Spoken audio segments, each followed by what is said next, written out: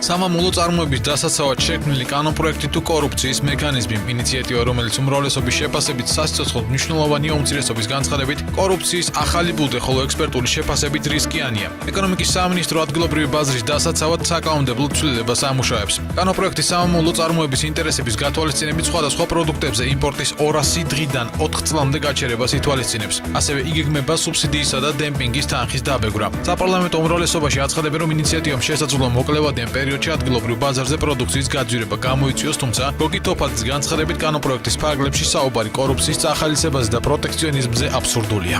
აი ეს კანონი რო შემოვა, მე მაგას ექნება თავის განმარტებები და მე დარწმუნებული რომ წააგდება ჩვენ ეკონომიკას.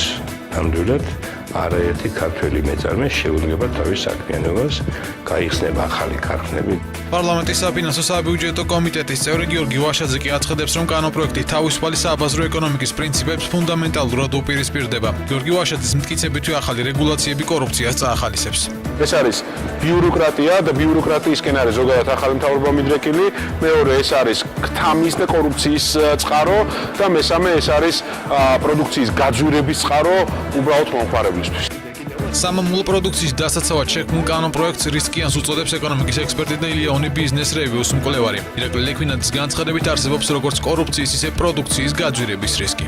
ეს კანონპროექტი ართულებს რეგულაციას იმპორტის შემოტანის ნაწილში, ნებისმიერი გართულებული რეგულაცია ყოველთვის ზრდის კორუფციის რისკებს.